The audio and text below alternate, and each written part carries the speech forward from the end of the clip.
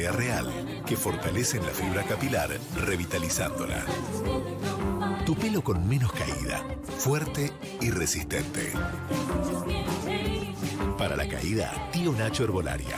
Tío Nacho, hay uno para vos. Hace 30 años que tengo diabetes y siempre tuve un tema con la piel, sobre todo la zona de los talones. Se agrietan, se secan. Vamos a ver cómo está tu piel. ¿Ese es mi talón? Sí, es que están extremadamente secos. Lo que hace Diabetex es actuar de manera instantánea sobre tu piel, haciendo que esas grietas ya no se vean. Me cambió la piel enseguida. Por eso te podés quedar tranquila. Diabetex y la Federación Argentina de Diabetes juntos cuidando tu piel. ¿No das más del dolor de cabeza? Probá Ibovanol Max Rápida Acción. Alivia dolores de cabeza tan intensos como el de migraña. Ibovanol Max Rápida Acción. El Ibovanol más potente. Lo que haces en tu día deja marcas en tu piel. Proba Hins Hidratación Extrema con extracto de almendras. Gracias a sus ingredientes naturales, hidrata profundamente tu piel. Hins, en la piel de la mujer. Está donde tiene que estar. Yo le digo a los políticos que no se pierdan esto, de estar en contacto con la gente, somos todos iguales. Nos tratan de negro, de extranjero que hacen aquí, pero si tuviéramos un trabajo digno, no estaríamos acá. Y te acompaña escuchando todas las voces. El gasto social en la nación es más del 75% del presupuesto. Son 2 billones de pesos. Lo que comía antes mis hijos ahora ya no comen, ahora comemos fideo y arroz. Lo que tenemos que hacer es avergonzarnos de que la Argentina haya generado esa pobreza y no hagamos nada por resolverlo. O me das esto o me levanto y acampo, digamos. En una reunión... Hoy fue una reunión extorsiva. Y hoy fue una reunión en esos términos. Que gobiernen para todos, no solamente para un sector. Yo me llevo una experiencia muy al corazón. Nada personal con Viviana Canosa. De lunes a viernes a las 11 de la noche por el 9.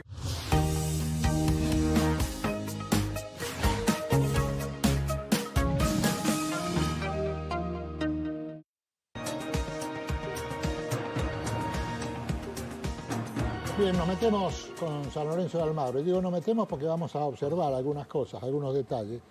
Vos sabés que yo hacía rato que no veía rematar un tiro libre como el que termina en gol de Colón. Sí. Es una cosa bastante extraña, Especial. bastante rara, muy especial.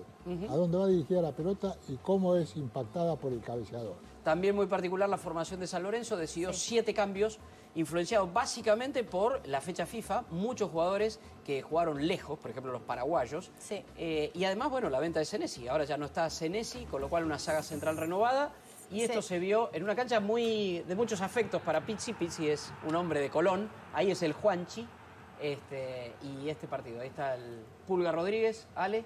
Sí, el Pulga Rodríguez Mirá, le decían la importancia que tenía el que alcanzaba la pelota, ¿no? Sí. Que se la dio rápido para el lateral y del lateral vino el penal. Sí, un Pulga Rodríguez que logra meter un gol, una buena inyección anímica, estaba pasando un momento muy particular familiar con una enfermedad de su papá, de hecho, y él decidió estar hoy con la titular, con Colón. Y bueno. Y una forma muy particular de patear el penal, que es muy propia de él, y de Joseph Martínez, del venezolano que juega en el Atlanta United. Los dos patean igual. Allí estaba la igualdad. Ángel Romero, que había ingresado precisamente al minuto 46, 2 minutos más tarde, es el que pone la igualdad. Un jugador que se empieza a ser clave para San Lorenzo. Ahí está pero el sin tiro embargo, libre que yo te Colón, decía. claro. A ver, una Enrique, cosa cuéntenos. Casi extraña, ¿no? Porque va el envío, el jugador sabe que tiene que ir a buscar la pelota, pero es el primero de la línea. Es decir, que pierde mucho ángulo. Tratamos de tener nuestra identidad, con ver qué es lo que más nos favorece, pero siempre tenés que fijarte qué hace el rival, qué jugadores tiene, por dónde te pueden hacer daño. Y en base a eso tratar de, incluso sin modificar o teniendo la alternativa que tenemos nosotros, tener jugadores que pueden cumplir algunas funciones, dobles funciones, tratar de acomodarnos ahí. Pero ya lo he dicho, yo no me ato a ningún sistema, no creo que en el fútbol actual sea necesario atarse a eso, y todos los jugadores tienen que atacar, todos tienen que defender, todos tienen que saber jugar, así que no es un problema el sistema táctico numéricamente hablando. Está bueno y está muy empalentado con la frase más que con los conceptos, ¿no? Sí, todos atacan y todos defienden, ¿no? Sí, no, sí. no es tan sencillo, no es tan fácil, pero yo entiendo la idea que tiene el técnico de San Lorenzo de Almagro. Pero nos vamos a quedar en Santa Fe. Sí, señor, porque bueno, algo que está emparentado con los números, pero sobre todo con los empates, es el clásico rosarino. Uno tiende a pensar que terminan empatando siempre porque el terror que tienen de perderlo, este partido, más importante que cualquier cosa, y este con más condimentos porque los dos peleando por evitar el descenso. Sí, de hecho Rosario Central está en zona de descenso actualmente y Newell's está ahí, muy cerquita. Un clásico que uno imaginaba terminar 0-0, por como se daba, sobre el final empezó a tener un poco más de acción. Quedó en empate finalmente, que es el número que prevalece en enfrentamientos entre ambos, el de los empates, pero fue 1-1. Newell's tuvo varias oportunidades a lo largo del primer tiempo. Maxi Rodríguez siempre vigente y siendo protagonista para Newell's, pero perdió algunas claras. Sí. Con más predisposición a atacar, el equipo de Kudelka, la reacción de Central iba a llegar después que se viera en desventaja, ¿no? Lo veíamos a Ledesma recién reaccionando muy bien. Otra de las llegadas, el tiro en el travesaño, el marco de siempre, ¿no? Sea en la cancha de Central o sea en la cancha de Newell's, y no necesariamente en el clásico. Siempre llenan las canchas. Es una fiesta. Aguerre también respondiendo. Pero no sobraron las llegadas, ¿eh? Son siempre muy cerrados los partidos. Claro, muy trabado, ¿no? Muy trabado, muy trabado. Con mucho temor por perder, Enrique, justamente. Llegaba el tanto de Lema al minuto 66. Newell's se ponía 1-0 y algo similar a lo que pasó en el partido de Gimnasia y Racing. No alcanzó ni a terminar de festejar este gol. Que estaba muy golpeado encima Lema por un codazo que había Cuando recibido. vos decís eso, aquellos que seguíamos a Bilardo con atención sobre las cosas que recomendaba, una de las recomendaciones, No festejar. ponete adelante de la pelota y no dejes que saquen del medio. Sí. Bueno, llegaba rápidamente el tanto de Riaño, había sido uno de los más peligrosos de Central a lo largo de los 90 minutos. Aguerre que sale mal parado, lo había hecho en otras oportunidades el arquero de quedar a mitad de camino. Aprovecha bien Riaño y pone el 1-1 para hacer luego el resultado definitivo de este partido. Tenemos algunas declaraciones. Así es, ya las vamos a escuchar.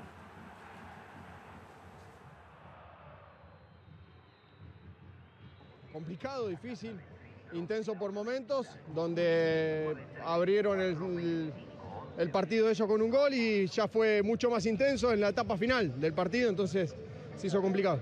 Nos costó imponer un poco el juego que queríamos, pero sabemos y entendemos la magnitud de lo que se juega un clásico en Rosario, entonces los clásicos si no se ganan no se pierden, y eso es una verdad, pero creo que nosotros teníamos para ganarlo y son detalles, creo que en un detalle nos empatan muy rápido, porque creo que si controlábamos bien esa situación nos llevábamos el partido, pero bueno, contento por el sacrificio de los chicos, estamos haciendo un trabajo muy importante, muy serio y bueno, también es importante no perder un clásico. Tuvimos situaciones, después nos ponemos en ventaja y no hacen el gol rápido.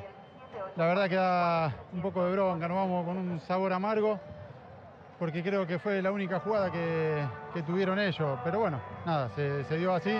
La verdad que nosotros lo fuimos a buscar en todo momento, en los 90 minutos, y nada, y nos terminamos llevando un empate. Hay que estar tranquilo, pero con la responsabilidad necesaria de lo que nos estamos jugando y el equipo está a la altura. La verdad que en ese sentido estoy muy tranquilo porque el equipo está dejando todo y tenemos que seguir por este camino, porque hoy hicimos todo para ganarlo y no se pudo dar. Creo que nos empatan rápido y eso nos afectó bastante. Bueno, llegamos al final del Así programa, es, buena definición de Lema, ¿no? Sí. En el clásico rosarino. Sí, no si llega. no se puede ganar, no hay que perderlo. Bueno, vienen haciéndolo desde hace mucho tiempo ya. Claro. Pero bueno, también te marca lo que es, aparte de una constancia, una necesidad, ¿no? Sí. Sigue con tu hipótesis Aldo Alfaro. Si Aldo no se lo Alfaro, podía Aldo ganar, Alfaro. había que empatarlo. Ahí estamos. Bueno, los dejamos, nos encontramos el próximo domingo a la misma hora de siempre. Hasta entonces, muchísimas gracias.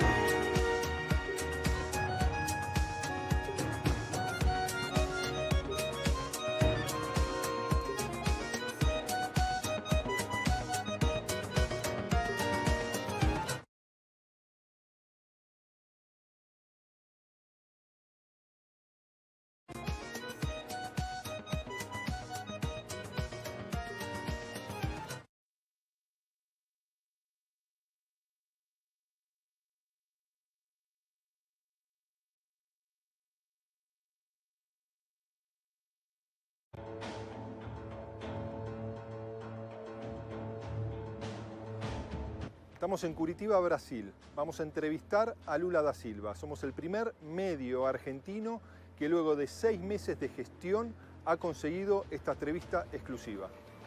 Hoy es 11 de septiembre del 2019 y el presidente Lula da Silva lleva detenidos 522 días y está detenido precisamente en lo que es este bloque de cemento, la cárcel de Curitiba, donde se alojan 20 presos, 20 detenidos, que son transitorios. El único preso detenido acá en Curitiba en forma permanente es el expresidente.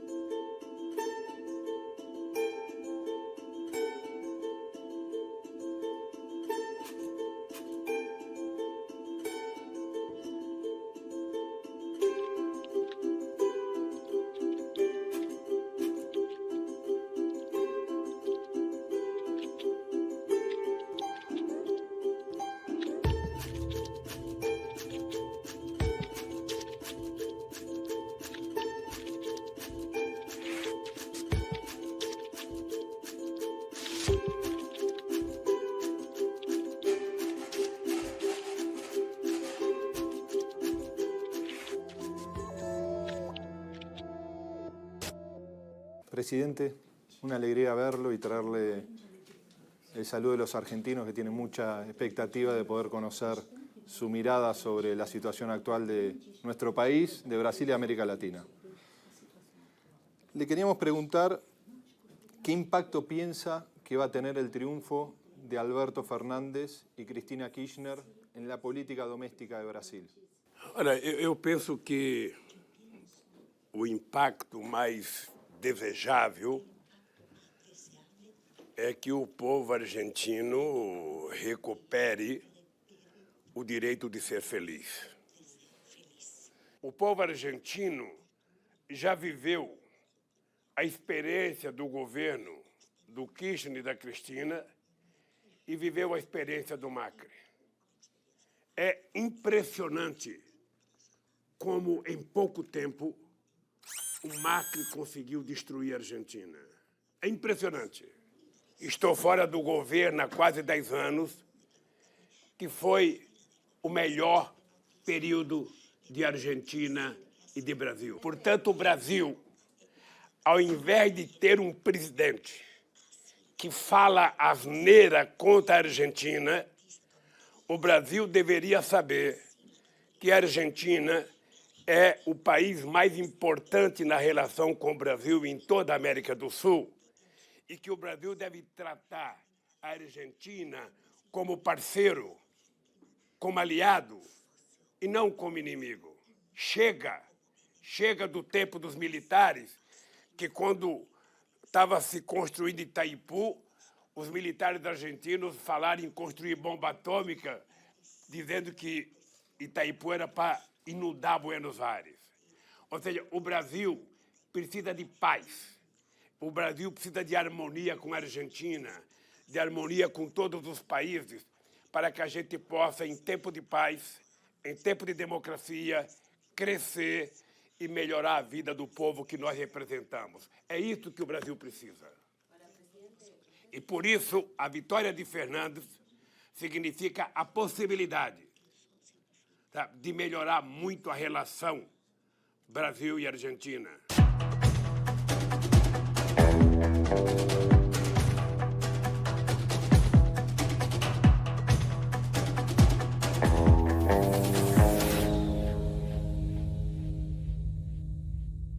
Presidente, si tuviera que darle una sugerencia o un consejo a Alberto Fernández, que probablemente sea el próximo presidente de Argentina y que se encuentre con una crisis, se va a encontrar con un escenario económico, político y social muy complejo, ¿qué le sugeriría, qué le diría, qué le aconsejaría? Olha, o conselho que eu poderia dar ao meu amigo Fernandes é um só. Governar para o povo pobre. não mentir nunca para o povo que tem expectativa na melhora da Argentina. Não aceitar o terrorismo que o mercado cria. O mercado não tem interesse no povo argentino. O mercado tem interesse em ganhar dinheiro. O mercado não se preocupa se as pessoas estão passando hambre, se as pessoas estão morando na rua. O mercado quer saber se há rentabilidade. E Fernandes tem que ter um compromisso com Deus e com o povo. Não mentir nunca para o povo e governar prioritariamente para o povo trabalhador e o povo pobre argentino. É esse conselho que eu poderia dar para o companheiro Fernando e para a companheira Cristina. Presidente, ¿qué le da fuerza para empezar cada día? Olha, primeiro eu tenho vontade de viver muito. Eu não sei porquê, mas eu tô crendo que vou viver 120 anos. Então, quem vai viver muito precisa ter muita força, porque senão a vida fica chata. E eu, Nicolas, eu sei por que eu estou aqui. Eu estou aqui condenado por um ex-juiz mentiroso, por um promotor mentiroso e canalha, e por alguns delegados que fizeram inquéritos mentirosos contra mim. Eu poderia não estar aqui. Eu poderia ter saído do Brasil. Mas eu vim para cá porque tem 4 pessoas que sabem da verdade dos processos contra mim. Eu, Deus, o juiz e os promotores. Eles sabem que estão mentindo. E Deus e eu sabemos que eu estou com a verdade. É por isso que eu estou aqui. Estou aqui para provar a minha inocência. Aliás, eu já provei a minha inocência, eu quero que eles provem a minha culpa. Eu estou esperando que eles apontem uma culpa. Eu estou esperando que eles apontem $1 errado na minha vida. Ou seja, na verdade, o crime que eu cometi neste país foi provar a uma elite brasileira politicamente canalha que é possível o povo pobre comer filé e contra filé, que é possível o povo pobre viajar para Bariloche, para Buenos Aires, para Miami, de avião, que é possível a pessoa ter uma casa, que é possível a pessoa entrar na universidade, que é possível a pessoa participar de uma escola técnica, de que é possível a pessoa ter acesso à cultura, ao lazer, de frequentar um teatro, um cinema, um restaurante. Esse foi o crime que eu cometi, de gerar 22 milhões de empregos com carteira profissional assinada, de aumentar 75% o salário mínimo, de disponibilizar 52 milhões de hectares de terra para fazer reforma agrária, de fazer o maior programa habitacional da história do país e de fazer amizade com todos os países da América do Sul. Foi o momento da cordialidade. Foi o momento em que nós não tínhamos contenciosos. Foi o momento em que nós sonhamos. Kirchner, Lula, Chaves, Rafael Correia, Tabaré, Pepe Mujica, sonhávamos em construir um bloco econômico forte, desenvolvido tecnologicamente, para que a gente pudesse disputar a exportação de produtos de valor agregado e não apenas commodity. Eu ainda continuo com esse sonho. E é por isso que eu tenho força, porque ainda quero estar vivo e quero ajudar a derrotar essa gente ruim maldosa, que não gosta dos pobres, que só governa por mercado. Aqui no Brasil faz um ano que não se fala de emprego, que não se fala de salário, que não se fala de renda. Só se fala de privatização e de enxugamento da máquina pública. A minha disposição de brigar, Nicolas, é como se eu tivesse 20 anos de idade. Aqui e lá fora. E eu acho que eles têm medo de me soltarem. Porque eles sabem que quando me soltarem, eu vou para a rua. Eu vou para a rua. Tenho vontade de ir para a porta da Rede Globo de televisão desmentir ela. Que faz 10 anos que conta mentira a meu respeito. Eu tenho vontade de fazer um debate com o canalha do juiz que me julgou e com o promotor que me acusou. Que eu quero que eles digam aonde eu errei. Então é por isso que eu tenho força. Porque quem tem a verdade não tem que ter medo. Quería saber si usted confía, cree en la justicia brasileña, en las instituciones, ¿no? En general. Gisela, eu poderia fazer uma pergunta a você, e é uma pergunta que eu me faço todo dia. O dia que eu deixar de acreditar na justiça, eu fico me perguntando o que eu vou fazer. Não é porque um juiz foi canalha, não é porque um promotor foi canalha, que você tem que julgar toda a justiça por conta do erro. O problema é que eu estou aguardando com muita tranquilidade a Suprema Corte tomar uma decisão. Eu tenho 2 habeas corpus para ser votado. Há uma pressão muito grande da imprensa brasileira, sobretudo da Rede Globo de televisão, para que o Lula não saia da cadeia, porque o grande problema da Operação Lava Jato é que ela deixou de ser uma operação de apuração da corrupção para virar um partido político. Ou seja, há um pacto entre os meios de comunicação e a Lava Jato. Então, toda mentira que a Lava Jato conta se torna verdade na imprensa brasileira, nas 3 revistas nacionais, nos grandes jornais. A Lava Jato tinha jornalista em cada jornal, em cada revista, que recebia preferencialmente as informações antes dos advogados de defesa. E ainda continua. Você deve estar acompanhando, lá na Argentina, a divulgação do blog Intercept, que descobriu a podridão da Lava Jato.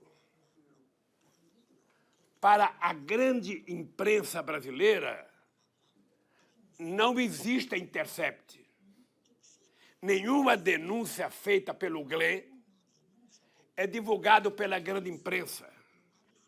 Domingo agora houve uma denúncia muito séria das mentiras dos procuradores, do delegado de polícia e do juiz Moro com relação ao fato de eu aceitar ser ministro da Dilma. A mentira é a coisa mais grave até agora e a Rede Globo de televisão não disse nada. A Record não disse nada.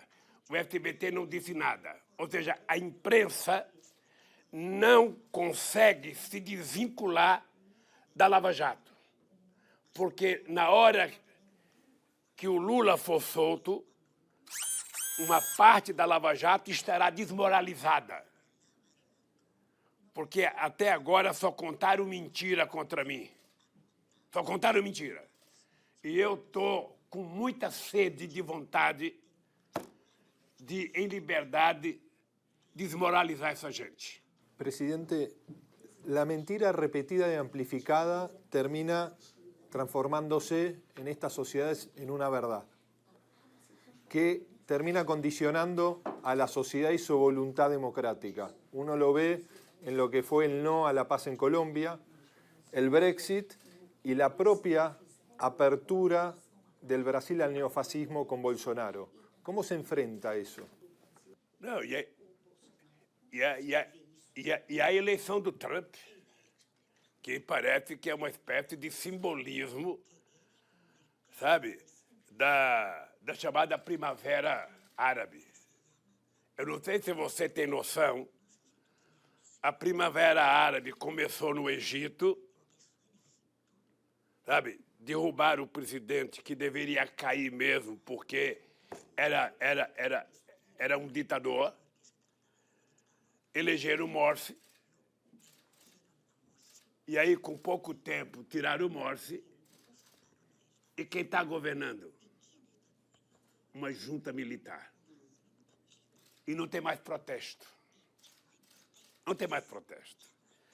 Ou seja, nos Estados Unidos, parece que muita gente que vota nos democratas também em protesto não foi votar. E ganhou o Trump. Aqui no Brasil, nem o Bolsonaro acreditava que ele pudesse ganhar as eleições. Eles tinham certeza que se eu fosse candidato, eu ganharia as eleições na primeira volta. Então, o que eles fizeram? Eles me prenderam. E me proibiram de ser candidato. Aliás, nem me deixaram votar. Porque agora o golpe militar não precisa mais matar. Não precisa mais militares. Segundo a teoria do lawfare, é utilizar a justiça. A justiça e a imprensa. O Moro construiu um pacto com a imprensa.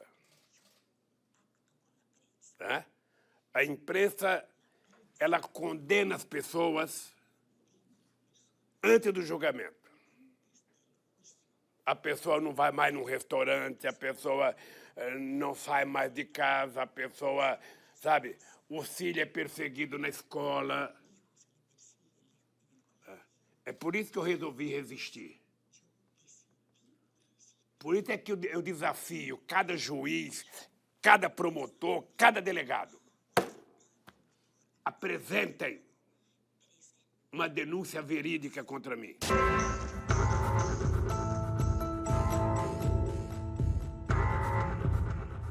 Eu vou porque eles vão dizer a partir da manhã que o Lula está foragido, que o Lula está escondido. Não, eu não estou escondido.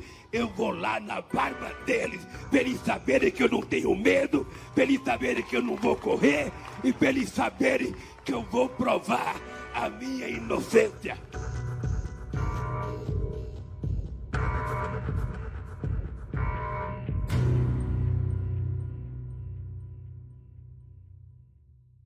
Pero ¿cómo se desarma esa estructura entre los medios, la justicia? ¿Cómo se desanda ese camino? Eu duvido que tenha no Brasil um presidente que defenda mais a liberdade de imprensa do que eu. Duvido. Nunca fui almoçar ou tomar café com o dono de um jornal de televisão para pedir um favor. A única coisa que eu quero e que faço questão é que eles existem para bem informar a sociedade e não para mentir para a sociedade. Não para construir mentiras.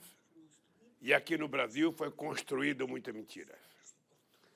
Se você levar em conta que o principal jornal do Brasil da televisão, num período de uma pesquisa feita por uma professora da Universidade Federal de Minas Gerais, em pouco mais que um ano,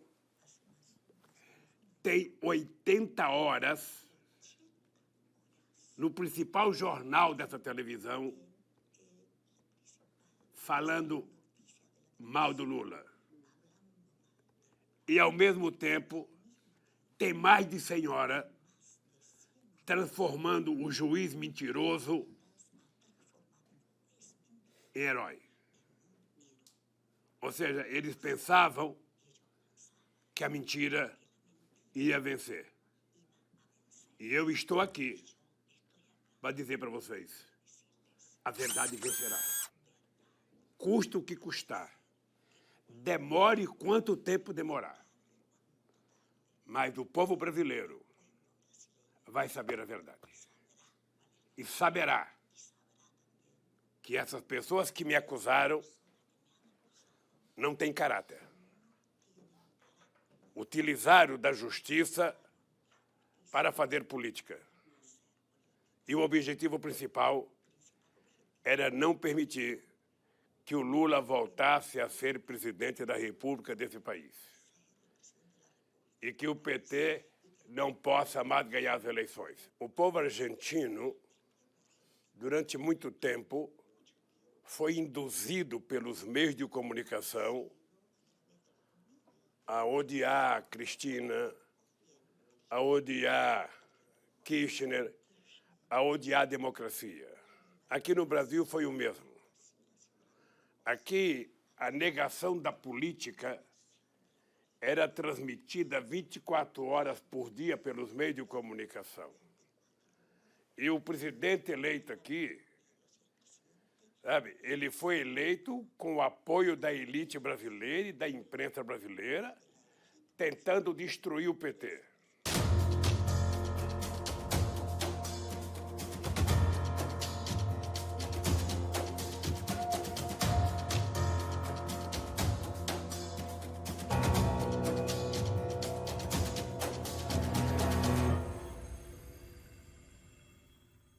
Presidente, en el 2007, cuando charlamos en el Instituto Lula, le preguntábamos si usted imaginaba, cuando dejaba la presidencia, si se podían vivir tantos retrocesos en Brasil. Nos dijo que no.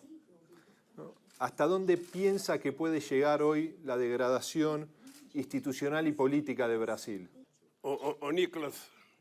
Nicolas, eu fico assustado, porque eles transformaram o desmonte dos direitos trabalhistas, da Previdência, em conquistas. Ou seja, nós temos hoje no Brasil mais de 40 milhões de pessoas trabalhando na informalidade. 12% de desempregado, 4 milhões de pessoas que já estão totalmente desalentadas. Ou seja, e eles, tirando todos os direitos dos trabalhadores, eles dizem na televisão que vai melhorar. É como se o povo brasileiro tivesse anestesiado. Por isso é que eu quero sair daqui. Porque eu preciso ir para a rua falar com esse povo e dizer a verdade sobre esse governo e sobre essa gente que está governando o Brasil. Eles, a pretexto de combater a corrupção, deram um prejuízo à economia brasileira de mais de 140 bilhões de dólares. Milhões de pessoas perderam o emprego. Destruíram as grandes empresas da construção civil, de engenharia. Ou seja, fizeram uma destruição na nossa indústria naval, que tinha 2.000 trabalhadores quando eu cheguei na presidência e que estava com 86 mil trabalhadores. Nós agora estamos contratando sondas para extrair petróleo, 12 sondas por 30 bilhões, quando a gente poderia fazer no Brasil, gerar emprego e distribuir renda.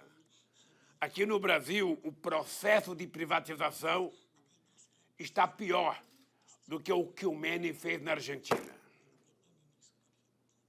Essa gente não está governando o Brasil, essa gente está vendendo o Brasil.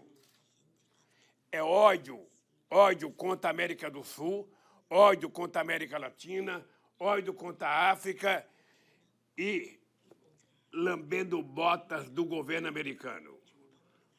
E aqui, parece uma coisa como se fosse uma febre amarela, como se fosse uma doença sem cura. Ou seja, não tem uma palavra de otimismo a essa população. Não tem uma palavra falando de emprego, falando de salário, falando de renda. É só bobagem o dia inteiro.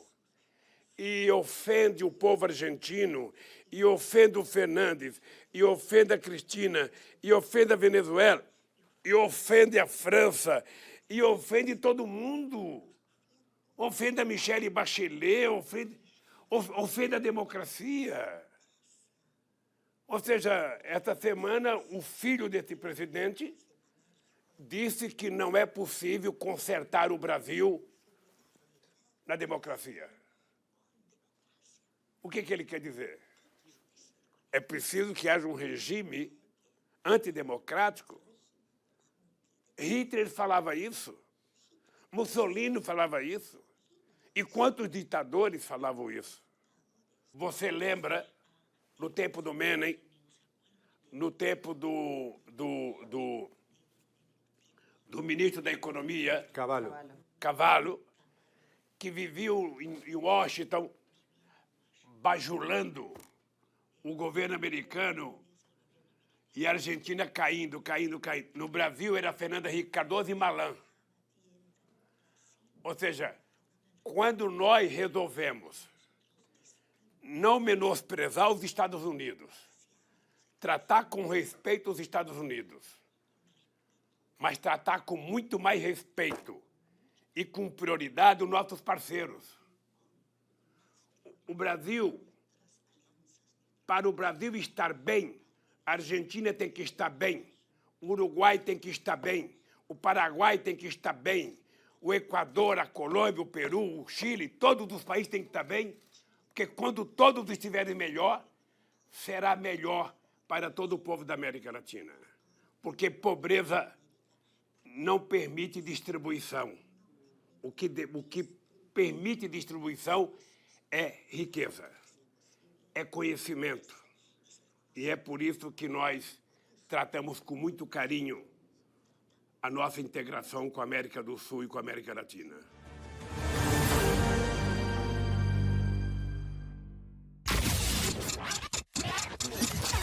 Aspen 102.3. Pura música a las 24 horas.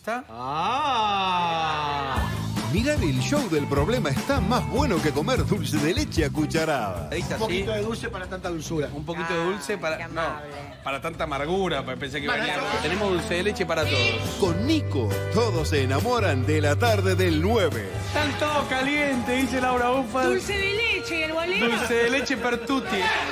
Y ellos dos quedan chapando. Chicos, pasa algo acá, no es joda. Bueno.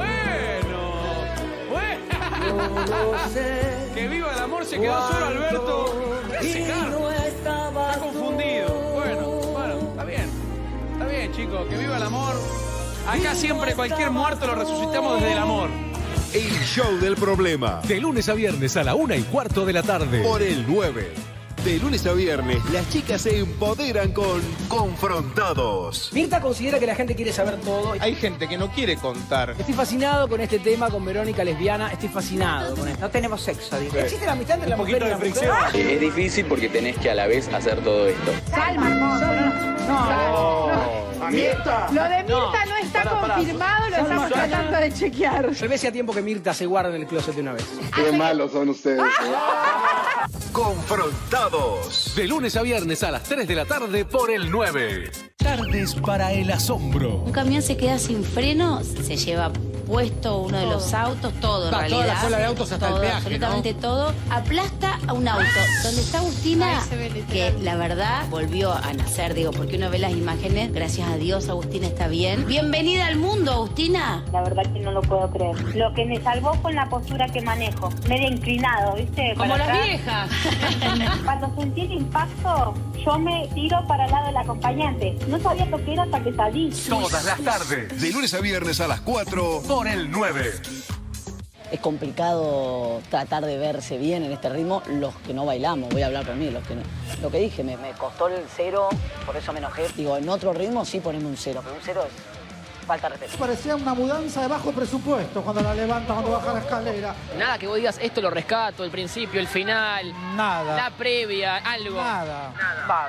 Rescato de Florencia por lo menos que se rió, pero vino y se sintió incómoda cuando se rió. Hay que ver. De lunes a viernes a las 5:15 de la tarde. Por el 9.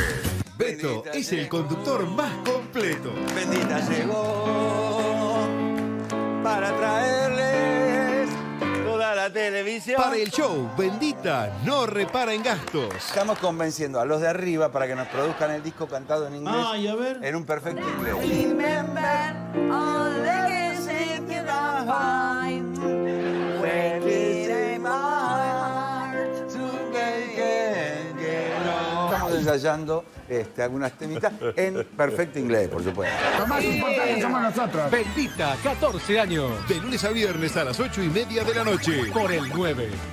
Está donde tiene que estar. Yo le digo a los políticos que no se pierdan esto, de estar en contacto con la gente, somos todos iguales. Nos tratan de negro, de extranjero que hacen aquí, pero si tuviéramos un trabajo digno, no estaríamos acá. Y te acompaña escuchando todas las voces. El gasto social en la nación es más del 75% del presupuesto. Son 2 billones de pesos. Lo que comía antes mis hijos ahora ya no comen, ahora comemos fideo y arroz. Lo que tenemos que hacer es avergonzarnos de que la Argentina haya generado esa pobreza y no hagamos nada por resolverlo. O me das esto o me levanto y acampo, digamos.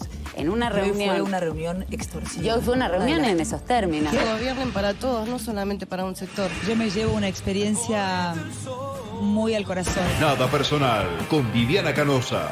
De lunes a viernes a las 11 de la noche por el 9.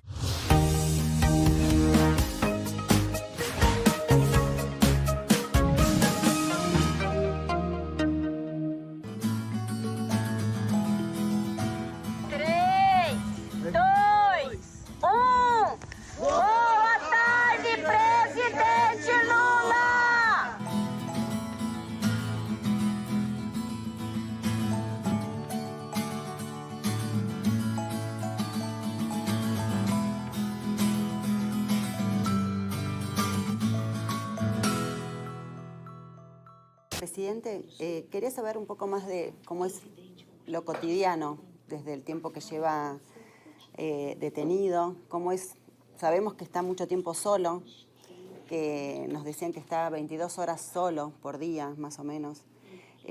¿Cómo es ese tiempo solo? ¿Cómo es un día? ¿Qué hace? ¿Cómo son los días? ¿Cómo pasan los días acá? Eu passo o dia talvez melhor do que Pepe Mujica, quando estava na solitária, lá no Uruguai. Eu estou numa solitária,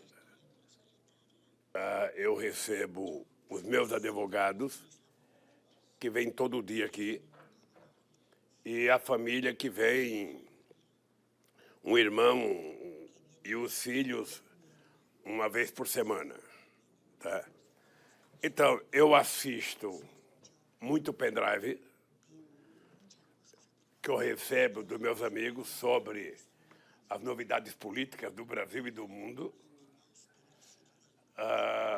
Eu, embora não esteja presente, eu participo das reuniões que acontecem no Brasil inteiro, que o PT participa, que a CUT participa. Eu recebo reunião que tiver em Buenos Aires, que o PT estiver presente, eu recebo um pendrive e assisto a reunião. Eu assisto muito debate, leio mais do que já li na minha vida. ¿Está leyendo algo particular? Leio. Estou lendo muito sobre o Brasil, muito sobre economia. Estou muito interessado em ler sobre a relação Brasil-África, sobre a escravidão aqui no Brasil.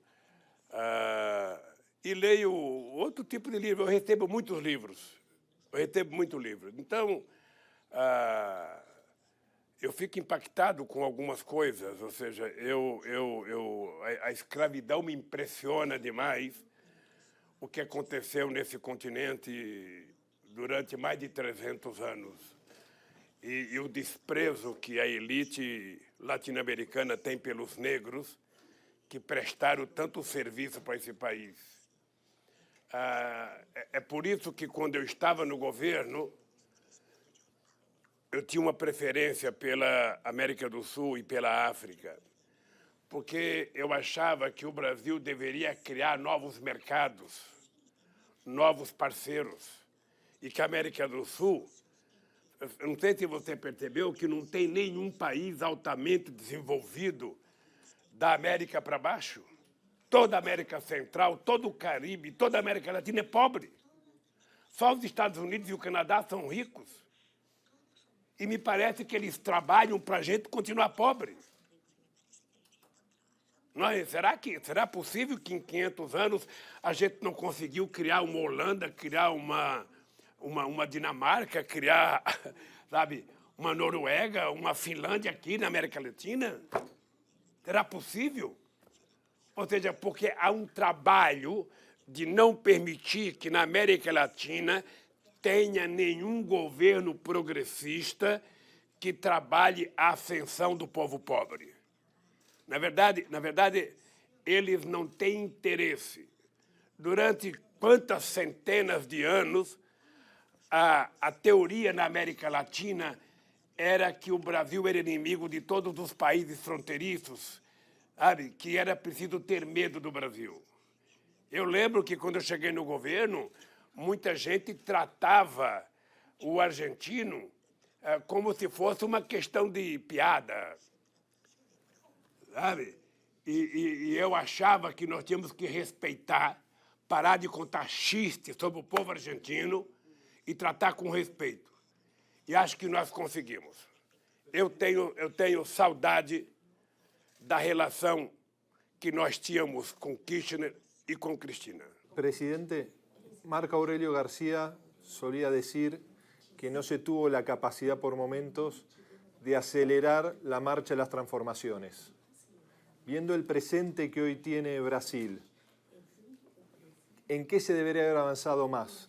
¿Qué se debería haber hecho distinto para no llegar a esta realidad? Muita coisa. Muita coisa. Muita coisa. Sabe o que acontece, Nicolas? Nós somos resultado da nossa formação política e formação cultural. Houve séculos de desconfiança entre nós. E você não consegue, em poucos anos, sabe, mudar, sabe, a cabeça das pessoas. O Brasil tem muito mais gente estudando, sabe, na Europa do que na Argentina. Os nossos convênios entre universidades deveriam ser muito mais ricos entre Brasil e Argentina e os países da América do Sul.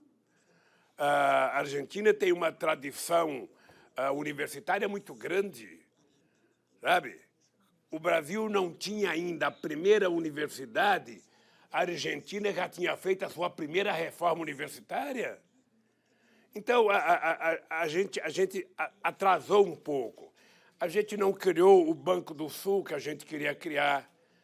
A gente poderia ter criado mais instituições multilaterais entre nós para dificultar que qualquer governo pudesse mudar as coisas, como eles estão mudando agora. A relação entre Estados, ela não tem que depender dos governos. Sabe, a relação de Estado é uma coisa muito sólida. Pode ser governo de direita, de centro, de esquerda. A relação entre dois Estados, ela tem que ser perene, duradoura. Sabe? Então, eu acho que nós não conseguimos fazer isso. Nós não conseguimos fazer isso. Construímos uma belíssima amizade. Eu não esqueço nunca, o Chaves me dizia que, quando ele era professor na Academia Militar, a aula dele era para falar mal do Brasil, que o Brasil era inimigo da Venezuela, que era preciso tomar cuidado com o Brasil. Quem é que orientava? Era orientação americana. E assim valeu para todos os países da América Latina. Então, eu acho que se a gente pudesse voltar no tempo, e não é possível, eu acho que a gente ia fazer muito mais do que fizemos. Muito mais. Não ficar cedendo a pressões mesquinhas de grupos econômicos, mas ceder apenas à pressão dos interesses populares de cada cidadão da Argentina, do Brasil, da Colômbia, do Equador, sabe? Nós poderíamos ter feito mais. ¿En qué siente que se equivocó, si tuviera que hacer una autocrítica de su gestión y qué repararía de eso? Olha, deixa te dizer uma coisa. Você sabe que aqui no Brasil tem uma coisa que virou moda. Todo mundo quer que o PT faça autocrítica. É impressionante. É impressionante. Eles governaram durante 500 anos. O PT governou apenas durante 13 anos. O PT sozinho fez mais do que eles. Só para você ter ideia, em 8 anos de governo, eu fui o presidente que mais fez universidade na história do Brasil. Nós colocamos nas universidades, em 12 anos, mais alunos do que eles colocaram em um século. Então, se eu tivesse que fazer uma autocrítica, eu ia me olhar no espelho e iria dizer a mim mesmo: Lula, por que você não fez mais? Por que não melhorou mais o salário do povo? Por que não fez mais universidade? Por que não gerou mais emprego? Sabe? Por que não fez mais assentamento da reforma agrária? Era essa a autocrítica que eu ia fazer. Fazer mais. Cada vez mais. Porque somente assim é que nós iremos criar um povo com padrão de vida decente.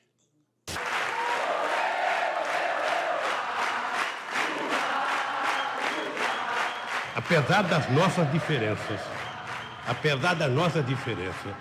nós hoje estamos convencidos que não existe saída individual para nenhum país.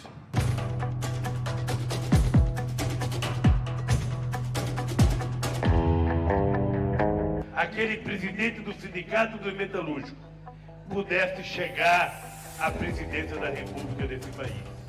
Parecia um sonho inatingível.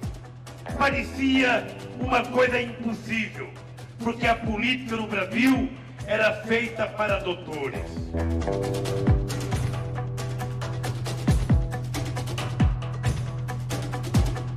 ¿Qué es lo primero que va a hacer cuando recupere la libertad? Sair daqui. E pretendo volver a fazer política, a andar pelo Brasil, a andar pela América Latina, fazendo o que eu sei fazer. Política. E quero que você saiba de uma coisa. Tá? Eu quero que você saiba de uma coisa antes. Eu estou namorando e pretendo casar quando sair daqui. ¿Está enamorado? Estou? Estou. Engraçado.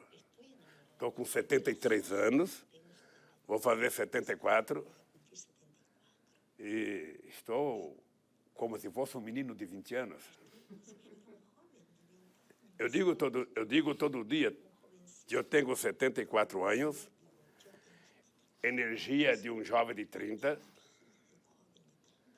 e vontade de casar de um jovem de 20.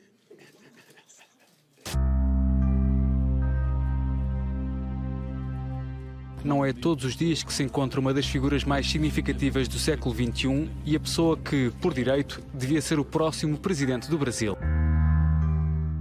I support him because he is the people's president. Lula son todos. Todos los que tienen problemas en la inmensidad de América Latina. no se olviden. Gracias.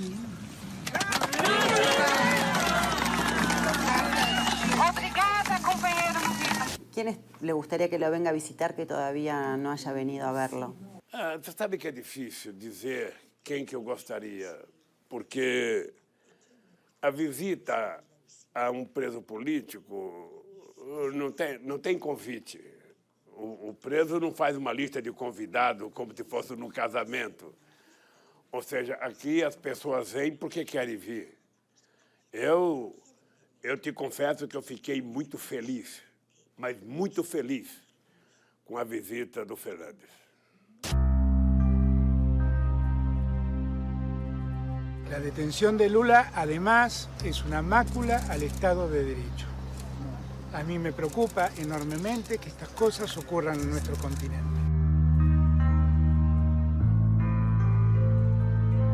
Muito feliz, muito, muito, muito. Eu acho que foi uma atitude dele que cresceu muito, cresceu muito. Eu já tinha respeito por ele e cresceu muito o respeito pela coragem dele. Sabe, a vinda do Pepe Mujica, com mais de 80 anos, é sempre interessante. O Dualde veio aqui também já um pouco doente, me visitar. Então eu sou agradecido, mas eu não posso dizer. A semana que vem vou receber o Chico Buarque aqui. Ele vem junto com o Esquivel. Sabe? É sempre muito bom.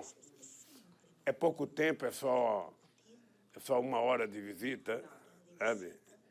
E eu falo muito, então... Presidente, ¿y cómo procesa la ausencia de Marisa y de Arthur acá desde la prisión? Olha, o Brizola, ele me dizia que a gente não tem que ter pressa com a morte. Ou seja, uma pessoa ela vai diminuindo a presença na medida que o tempo vai passando. E você não vai fazer... Eu vivi 43 anos com a Marisa, então eu não quero esquecê-la. Você não esquece nunca o neto, sabe? Para a vida inteira, você vai lembrar do neto, dos seus irmãos. O que é importante é que você tem que ter clareza que, apesar da morte, você precisa lembrar das coisas boas e tocar a vida para frente. Sabe? Eu sou um homem que gosto da vida e, embora já tenha 73 anos, eu ainda quero viver intensamente a minha vida. Eu gosto de viver, gosto de fazer política, sabe? E é isso que eu sei fazer. E se você namora e está apaixonado, você vai fazer política muito mais prazerosamente. Você vai estar sempre com um sorriso no rosto quando você estiver conversando com as suas pessoas. Bueno, el amor ocupa un lugar central en su vida, entonces, en todo sentido. Eu, sinceramente, não sei se um ser humano é capaz de sobreviver sem amor. Eu não sei. Eu, sinceramente, não sei. Eu acho que o ser humano precisa do amor para ele viver, para ele ter força, para ele ter motivação, sabe? E não é só o amor na sua relação pessoal, é o amor ao seu povo, é o amor ao seu país, é o amor à causa. Sabe? É o amor à causa, ou seja, quanto mais eu leio, sabe, sobre a história do Brasil, quanto mais eu vejo as injustiças que se fez nesse país, mais eu tenho vontade de lutar. Mais tenho vontade de lutar. Eu acho que se eu conhecesse o tanto de história que eu conheço hoje, há 50 anos atrás, eu teria virado um revolucionário por não saber eu virei um político, um democrata, sabe? E a diferença é que eu tenho lado.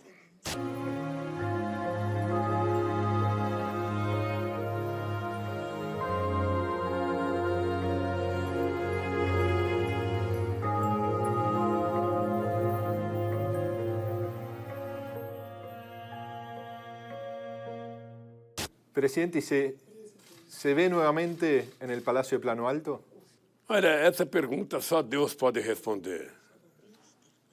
Eu, na verdade, tenho consciência que o meu papel agora é contribuir para que outras pessoas, sabe, mais jovens do que eu, com mais energia do que eu, com mais vontade do que eu, com mais vontade eu não acredito, mas outras pessoas, o Brasil tem muita gente boa, sabe, tem vários governadores interessantes, tem gente nova na política. Eu espero que o Brasil não precise de mim. Eu espero que a gente tenha novos quadros, novas mulheres, novos homens, para poder participar do processo eleitoral.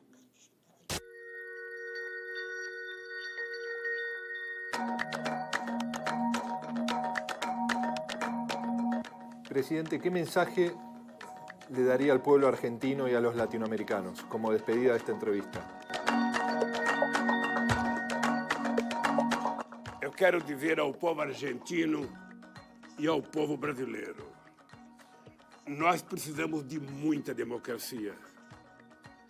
E em democracia, as instituições que garantam o funcionamento do Estado têm que ser sérias, têm que ser compostas por homens e mulheres responsáveis.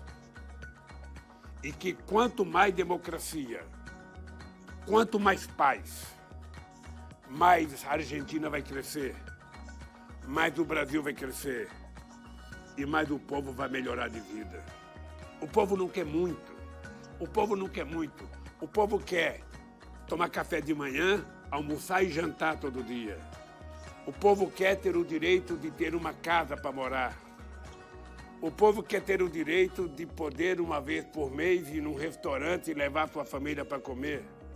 O povo quer que o seu time de futebol ganhe todos os jogos no domingo.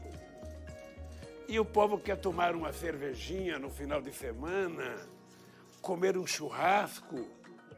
É só isso que o povo quer. O povo quer viver dignamente, quer ser respeitado. Sabe? O povo quer ter acesso à cultura, à saúde. É isso. E está na Constituição argentina, está na Constituição brasileira. Os governantes que não permitem que a Constituição seja cumprida deveriam ser presos e não piorar a situação do povo.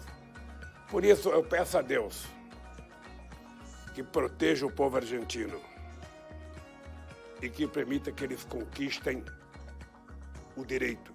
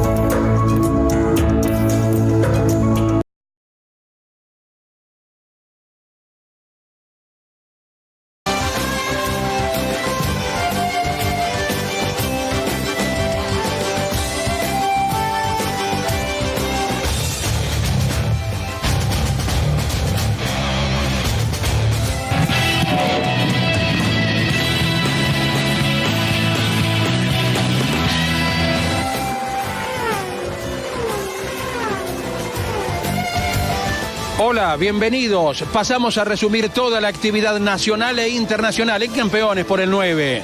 Super TC 2000, Fórmula 2.0, en este impresionante circuito El Sonda Eduardo Copelo de la provincia de San Juan. Nos ocuparemos acerca de las TC Pickup y el TC Mouras, que han corrido en el Autódromo Platense.